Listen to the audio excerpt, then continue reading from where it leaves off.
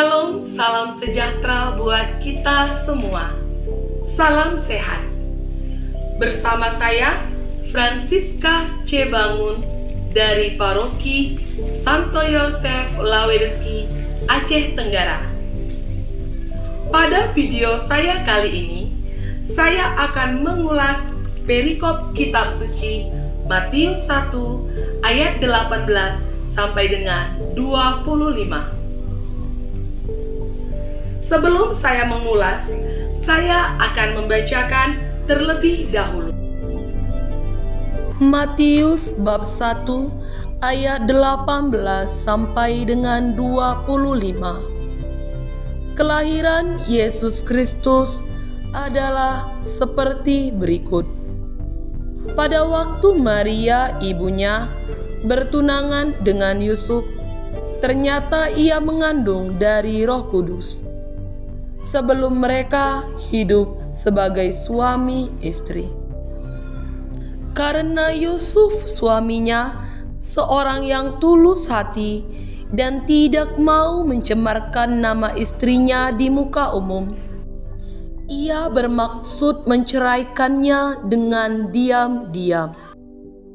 Tetapi ketika ia mempertimbangkan maksud itu, malaikat Tuhan nampak kepadanya dalam mimpi dan berkata, "Yusuf anak Daud, janganlah engkau takut mengambil Maria sebagai istrimu, sebab anak yang di dalam kandungannya adalah dari Roh Kudus.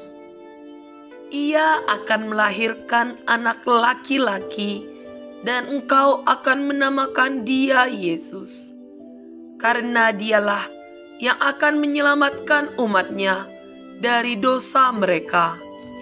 Hal itu terjadi supaya genaplah yang difirmankan Tuhan oleh Nabi. Sesungguhnya anak darah itu akan mengandung dan melahirkan seorang anak laki-laki, dan mereka akan menamakan dia Immanuel, yang berarti Allah menyertai kita. Sesudah bangun dari tidurnya, Yusuf berbuat seperti yang diperintahkan malaikat Tuhan itu kepadanya. Ia mengambil Maria sebagai istrinya, tetapi tidak bersetubuh dengan dia sampai ia melahirkan anaknya laki-laki, dan Yusuf menamakan dia Yesus. Demikianlah Injil Tuhan. Terpujilah Kristus. Saudara-saudari yang terkasih, dari bacaan Injil yang sudah kita dengarkan, kita dapat mengetahui bagaimana kelahiran Tuhan kita Yesus Kristus. Kita juga dapat mengetahui bahwa Yesus adalah Allah yang menjadi manusia. Hal ini dijelaskan pada Matius 1 ayat 18, bagaimana Bunda Maria mengandung dari Roh Kudus.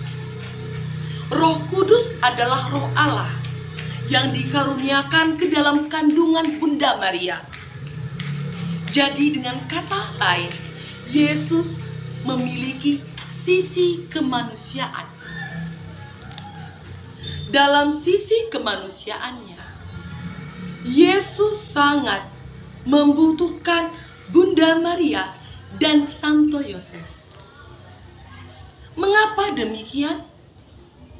Untuk menghadirkan Yesus ke bumi, ia harus memiliki seorang bunda dan memiliki seorang ayah. Peran Bunda Maria dan Santo Yosef bukanlah peran yang mudah. Sisi kemanusiaan Yesus sangat dipengaruhi oleh Bunda Maria dan Santo Yosef. Karena itulah saya memberi tema dari ulasan ini dengan mengambil kata-kata dari Paus Fransiskus dalam dokumen gerejawi Patris Corde, yakni Santo Yosef, keajaiban bagi Maria dan Yesus. Untuk ulasan kali ini, saya memfokuskan diri untuk melihat bagaimana sisi kehidupan Santo Yosef untuk menjadi seorang ayah dan menjadi seorang suami bagi Bunda Maria dalam sejarah keselamatan umat manusia. Santo Yosef adalah keajaiban yang dengannya Allah menyelamatkan Yesus dan Bunda Maria. Bagi saya, ini adalah pernyataan yang sangat tepat untuk mengungkapkan kehadiran Santo Yosef dalam kisah kehidupan Tuhan Yesus. Sebagai Allah dari penyelamat manusia, pastinya ada sisi-sisi teladan yang harus kita lihat pada diri Santo Yosef. Sikap-sikap Santo Yosef yang dapat kita teladani dalam kehidupan kita, yang kita ambil dari Injil yang sudah kita dengarkan. Yang pertama, tulus hati. Ketulusan Santo Yosef dapat kita lihat pada saat dia mengetahui bahwa Bunda Maria telah mengandung sebelum mereka resmi menjadi sepasang suami istri. Santo Yosef berhak marah ataupun kecewa terhadap sikap Bunda Maria. Tetapi karena dia memiliki ketulusan hati, dia tidak mempermalukan Maria. Dia hanya ingin diam-diam menceraikan Maria tanpa mempermalukannya ataupun mempersulit kehidupannya. 2. Taat. Dalam keraguan-raguan Santo Yosef, sebelum dia bertindak, dia berpikir terlebih dahulu. Pada saat itu, dia pun bermimpi dan berjumpa dengan malaikat. Pada saat malaikat menjelaskan bagaimana kehendak Allah terhadap Santo Yosef, dia taat. Dia mengikuti apa yang dikatakan malaikat tanpa memberontak, tanpa memiliki banyak pertanyaan.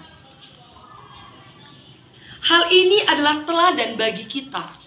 Bagaimana kita menyikapi kehadiran Tuhan dalam hidup kita. Banyak hal yang terjadi dalam hidup kita yang tidak sesuai dengan pemikiran kita, tidak sesuai dengan harapan kita. Namun, kita harus taat seperti Santo Yosef yang taat kepada Allah sehingga kita memiliki Yesus dan Bunda Maria. Ketaatan ini harus kita teladani, sikapi, dan hayati dalam kehidupan kita. 3. Penyerahan diri. Awalnya Santo Yosef takut untuk menerima Maria menjadi istrinya. Namun karena kehadiran malaikat dalam mimpinya dan karena ketaatan dan imannya, ia pun berserah kepada Tuhan dan mempercayakan dirinya hanya kepada Tuhan. 4. Menerima. Sikap menerima bukan hal yang mudah. Apalagi bila kita harus menerima sesuatu yang tidak sesuai dengan apa yang kita inginkan. Sesuatu yang tidak sesuai dengan apa yang kita harapkan. Pastinya ada kekecewaan, kemarahan dalam diri kita di saat kita diminta untuk menerima apa yang tidak kita inginkan. Tetapi beda dengan Santo Yosef.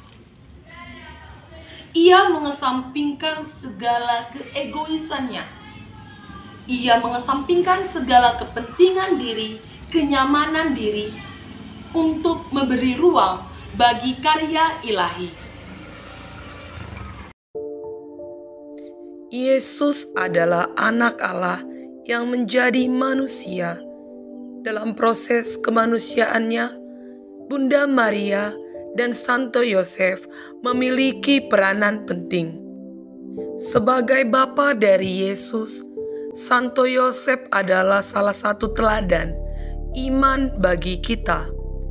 Beberapa teladan yang bisa kita ambil yaitu tulus hati, taat, penyerahan diri kepada Allah, dan menerima. Semoga teladan dari Santo Yosef dapat membantu kita menghayati hidup agar menjadi lebih baik, terkhususnya pada masa pandemi ini, agar kita lebih beriman kepada Allah tanpa mempertanyakan dan memberontak kepada Allah. Semoga rahmat Tuhan kita Yesus Kristus selalu beserta kita. Amin.